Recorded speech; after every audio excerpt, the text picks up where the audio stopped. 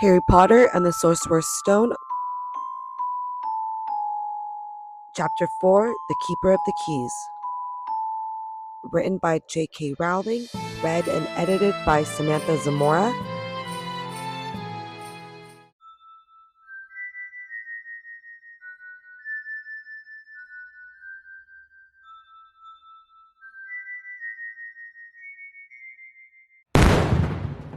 They knocked again. Dudley jerked awake. "Where's the cannon?" he said stupidly. There was a crash behind them, and Uncle Vernon came skidding into the room. He was holding a rifle in his hands. Now they knew what had been in the long, thin package he had brought with them. "Who's there?" he shouted. "I warn you, I'm armed." There was a pause. Then, smash! The door was hit with such force that it swung clean off its hinges and with deafening crash landed flat on the floor. A giant of a man was standing in the doorway. His face was almost completely hidden by a long, shaggy mane of hair and a wild, tangled beard, but you could make out his eyes, glinting like black beetles under all the hair. The giant squeezed his way into the hut, stooping so that his head just brushed the ceiling. He bent down, picked up the door, and fitted it easily back into its frame. The noise of the storm outside dropped a little. He turned to look at them. "Can you make us a cup of tea, could you? It's not been an easy journey." He strode over to the sofa where Dudley sat frozen with fear. "Budge up, you great lump," said the stranger. Dudley squeaked and ran to hide behind his mother, who was crouching, terrified, behind Uncle Vernon. "And here's Harry," said the giant. Harry looked up into the fierce, wild, shadowy face and saw that the beetle eyes were crinkled in a smile. "Last time I saw you, you was only a baby," said the giant. "You look a lot like your dad, but you've got your mom's eyes." Uncle Vernon made a funny rasping noise. "I demand that you leave at once, sir," he said. "You are breaking and entering." "Oh, shut up, Dursley, you great prune," said the giant. He reached over the back of the sofa, jerked the gun out of Uncle Vernon's hands, bent it into a knot as easily as if it had been made of rubber, and threw it into a corner of the room. Uncle Vernon made another funny noise like a mouse being trodden on. "Anyway, Harry," said the giant, turning his back on the Dursleys, "a very happy birthday to you. Got something for you here. I might have sat on it at some point, but it'll taste alright." From an inside pocket of his black overcoat, he pulled a slightly squashed box. Harry opened it with trembling fingers. Inside was a large, sticky chocolate cake with "Happy Birthday, Harry" written on it in green icing. Harry looked up at the giant. He meant to say thank you, but the words got lost on the way to his mouth, and what he said instead was, "Who are you?" The giant chuckled. "Ha ha ha ha ha. True, I haven't introduced myself. Rubius Hagrid, keeper of keys and grounds at Hogwarts." He held out an enormous hand and shook Harry's whole arm. "What about that tea then, eh?" he said, rubbing his hands together. "I'd not say no to something stronger if you've got a mind." His eyes fell on the empty crate with the shriveled chip bags in it, and he snorted. He bent down over the fireplace. They couldn't see what he was doing, but when he drew back a second later, there was a roaring fire there. It filled the whole damp hut with flickering light, and Harry felt the warmth wash over him as though he'd sunk into a hot bath. The giant sat back down on the sofa, which sagged under his weight, and began taking all sorts of things out of the pockets of his coat. A copper kettle, a squashy package of sausages, a poker, a teapot, several chipped mugs, a bottle of some amber liquid that I took a swig from before starting to make tea. Soon the hut was full of the sound of and smell of sizzling sausage. Nobody said a thing while the giant was working, but as he slid the first 6 fat, juicy, slightly burnt sausages from the poker, Dudley fidgeted a little. Uncle Vernon said sharply, "Don't touch anything he gives you, Dudley." The giant chuckled darkly. Yeah, great pudding of a son don't need fattening anymore, Dursley. Don't worry. He passed the sausages to Harry, who was so hungry he had never tasted anything so wonderful, but he still couldn't take his eyes off the giant. Finally, as nobody seemed about to explain anything, he said, I'm sorry, but I still don't really know who you are. The giant took a gulp of tea and wiped his mouth with the back of his hand. Call me Hagrid, he said. Everyone does, and like I told you, I'm keeper of keys at Hogwarts. Y'all know all about Hogwarts, of course. No, said Harry. Hagrid looked shocked. Sorry, Harry said quickly. Sorry, barked Hagrid, turning to stare at the Dursleys, who shrank back into the shadows. It's them I should be sorry. I knew you weren't getting your letters, but I never thought you wouldn't even know about Hogwarts. For crying out loud, did you never wonder about where your parents learned it all? Oh, what? Asked Harry. Oh, what? Hagrid thundered. No, wait, just 1 second. He had leapt to his feet. In his anger, he seemed to fill the whole hut. The Dursleys were cowering against the wall. Do you mean to tell me, he growled at the Dursleys, that this boy knows nothing about anything? Harry thought this was going a bit far. He had been to school after all, and his marks weren't bad. I know some things, he said. I can, do math and stuff. But Hagrid simply waved his hand and said, About our world, I mean your world, my world, your parents' world. What world? Hagrid looked as if he was about to explode. Dursley! He boomed. Uncle Vernon, who had gone very pale, whispered something that sounded like Mimble. Hagrid stared wildly at Harry. But you must know about your mom and dad, he said. I mean, they're famous. You're famous. What? Mom and dad weren't famous, were they? You don't know. Hagrid ran his fingers through his hair, fixing Harry with a bewildered stare. You don't know where you are? He said finally. Uncle Vernon suddenly found his voice. Stop! He commanded. Stop right there, sir! I forbid you to tell the boy anything! A braver man than Vernon Dursley would have quailed under the furious look Hagrid now gave him. When Hagrid spoke, his every syllable trembled with rage. You never told him? Never told him what was in the letter Dumbledore left for him? I was there. I saw Dumbledore leave it, Dursley, and you've kept it from him all these years. Kept what from me? Said Harry eagerly. Stop! I forbid you!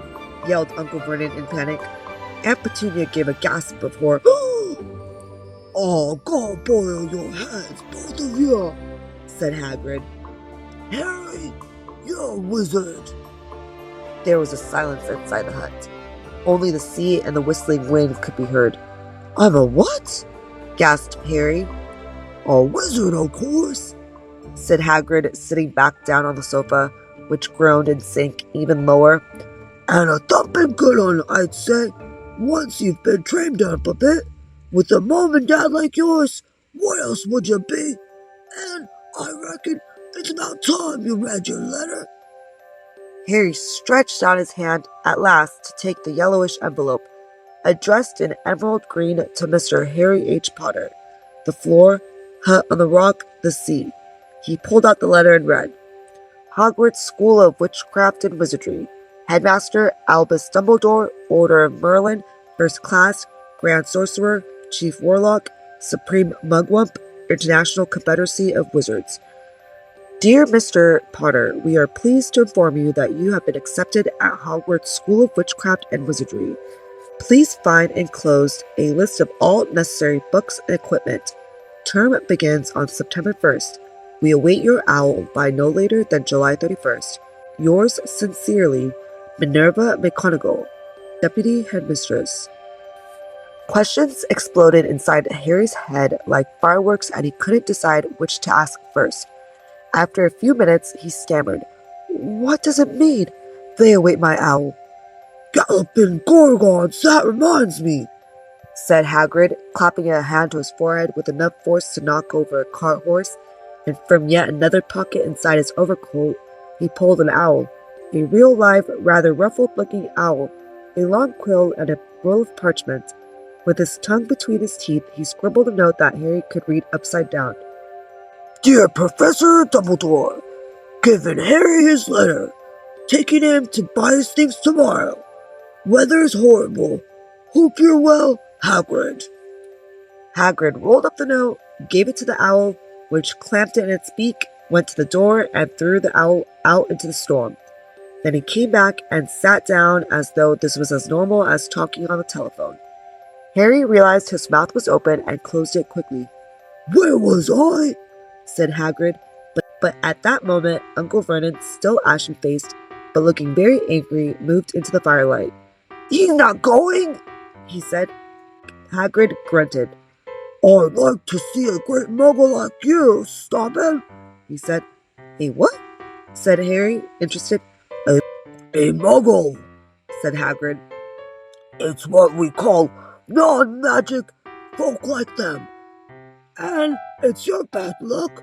You grew up in a family of the biggest muggles I ever laid eyes on. We swore when we took him in we'd put a stop to that rubbish," said Uncle Vernon. "Swore we'd stamp it out of him. Wizard indeed!" "You knew," said Harry. "You knew I'm a wizard?" "Knew?" shrieked Aunt Petunia suddenly. "Knew? Of course we knew! How could you not be? My dratted sister being what she was. Oh, she got a letter just like that and disappeared off to that school and came home every vacation with her pockets full of frog spawn, turning teacups into rats. I was the only one who saw her for what she was, a freak. But for my mother and father, oh no, it was Lily this and Lily that. They were so proud of having a witch in the family." She stopped to draw a breath and then went ranting on. It seemed she had been wanting to say all this for years. "Then she met that Potter at school, and they left and got married and had you. And of course I knew you'd be just the same, just as strange, just as abnormal. And then, if you please, she went and got herself blown up and we got landed with you." Harry had gone very white. As soon as he found his voice, he said, "Blown up? You told me they died in a car crash." "Car crash!" roared Hagrid, jumping up so angrily that the Dursleys scuttled back into their corner. "How could a car crash kill Lily and James Potter? It's an outrage! A scandal! Harry Potter not knowing his own story when every kid in the world knows his name!" "But why? What happened?" Harry asked urgently. The anger faded from Hagrid's face. He looked suddenly anxious. "I never expected this," he said in a low, worried voice.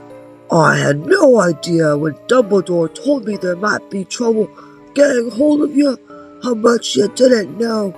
Oh, Harry, I don't know if I'm the right person to tell you, but someone's gotta. You can't go out to Hogwarts not knowing." He threw a dirty look at the Dursleys. "Well, it's best to know as much as I can tell you. Mind, I can't tell you everything. It's a great mystery, parts of it."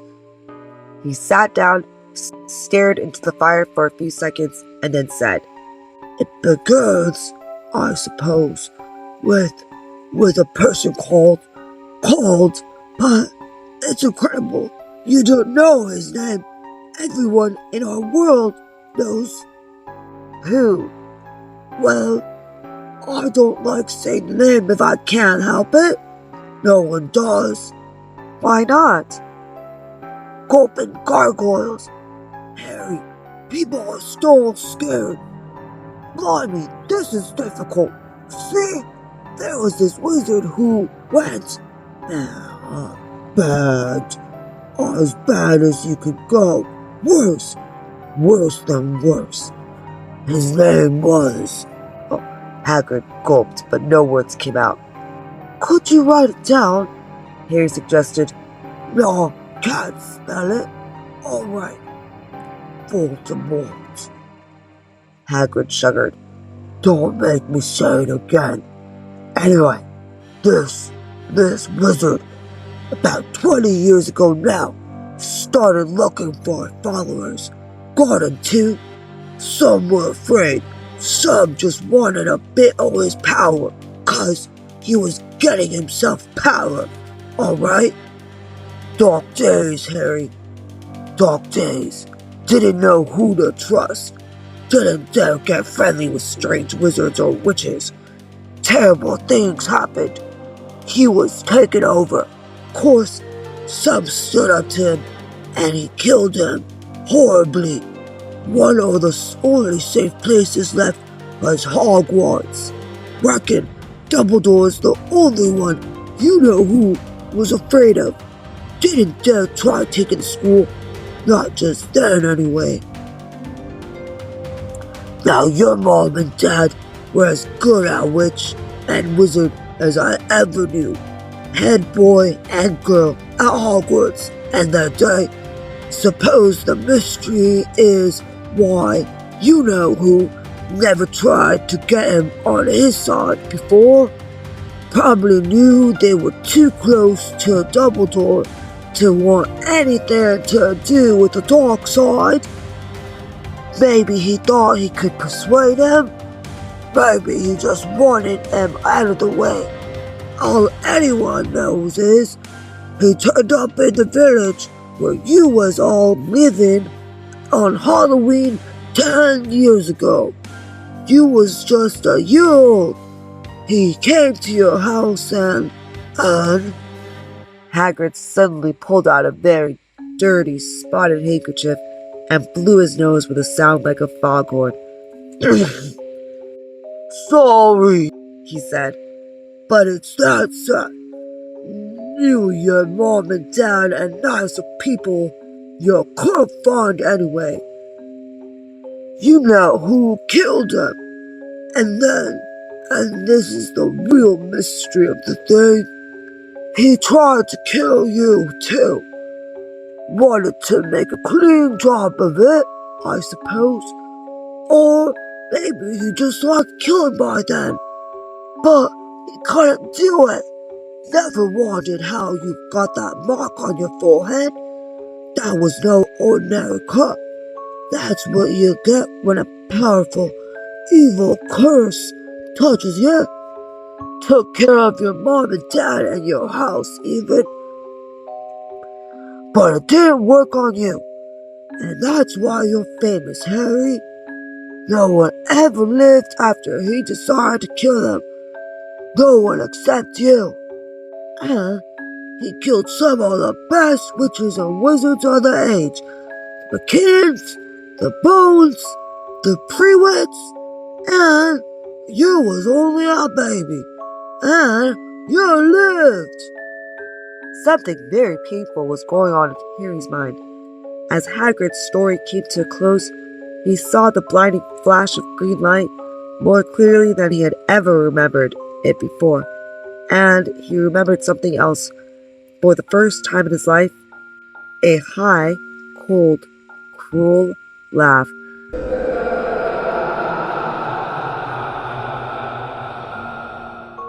Hagrid was watching him sadly. Took you from the ruined house myself, on Dumbledore's orders. Brought you to this lot. Load of old tosh, said Uncle Vernon. Harry jumped. He had almost forgotten that the Dursleys were there. Uncle Vernon certainly seemed to have got back his courage. He was glaring at Hagrid, and his fists were clenched. "Now, you listen here, boy," he snarled. "I accept there's something strange about you. Probably nothing a good baiting wouldn't have cured. And as for all this about your parents, well, they were weirdos. No denying it, and the world's better off without them, in my opinion. As for all they got, getting mixed up with all those wizarding types, just what I expected. I always knew they'd come to a sticky end." But at that moment, Hagrid leapt from the sofa and drew a battered pink umbrella from inside his coat.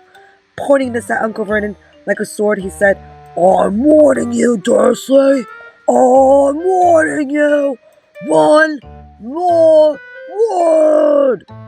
In danger of being speared on the end of an umbrella by a bearded giant, Uncle Vernon's courage failed again. He flattened himself against the wall and fell silent. "That's better," said Hagrid, breathing heavily and sitting back down on the sofa, which this time sagged right down to the floor. Harry, meanwhile, still had questions to ask, hundreds of them. "But what happened to who?" "Good question, Harry. Disappeared. Vanished. Same night he tried to kill you. Makes you even more famous. That's the biggest mystery, see? He was getting more and more powerful. Why'd he go? Some say he died.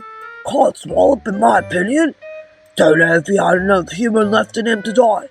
Some say he's still out there, biding his time, but I don't believe it. People who was on his side came back to ours. Some of them came out of kind of trances. Don't reckon they could have done it if he was coming back.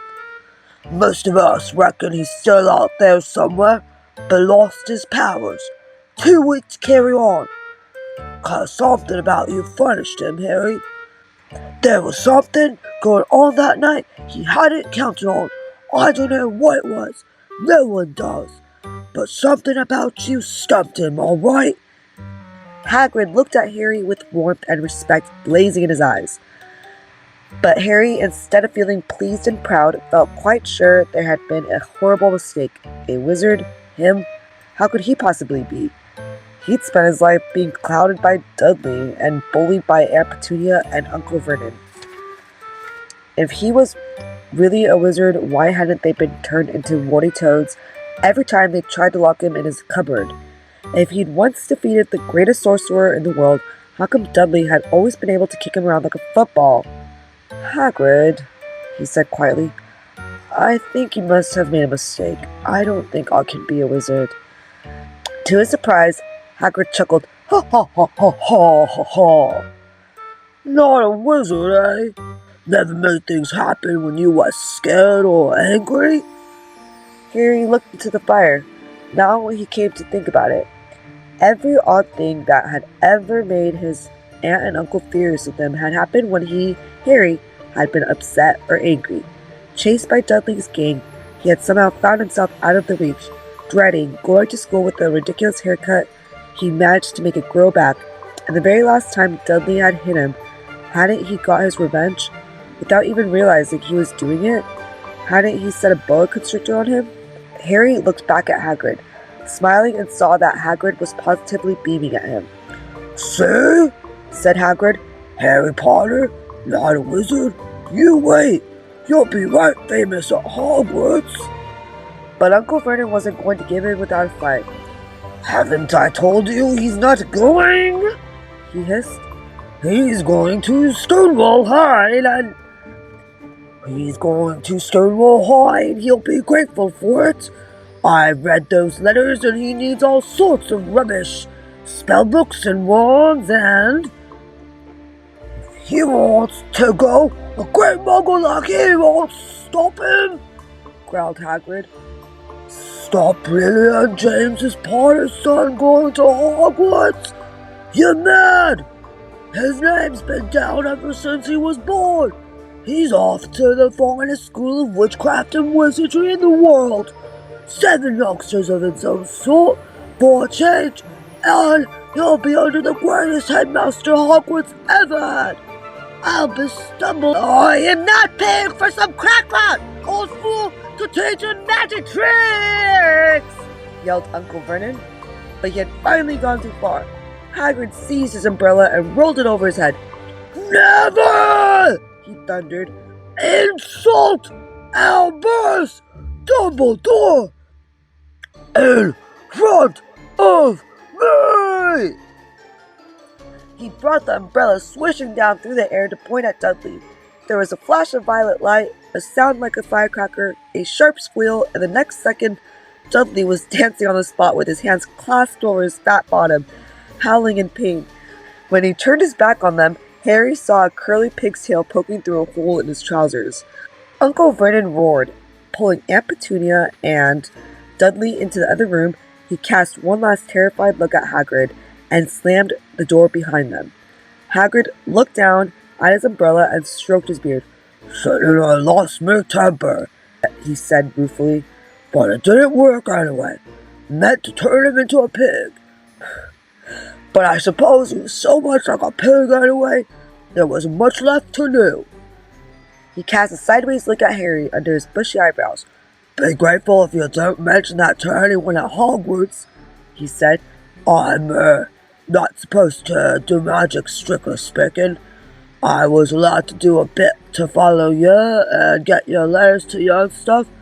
One of the reasons I was so keen to take her on job." "Why aren't you supposed to do magic?"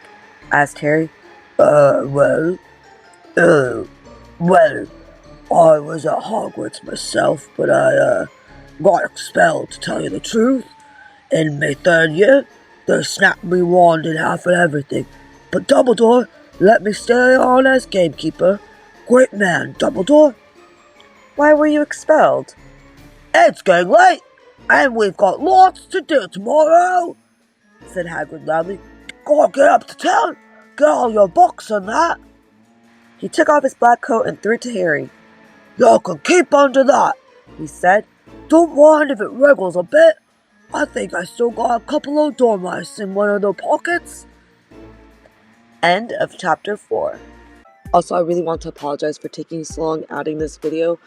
My computer broke and it took forever to get my microphone because I went from Microsoft to Mac and I need one that matched with the portal. Anyways, I hope you guys have an amazing day and bye.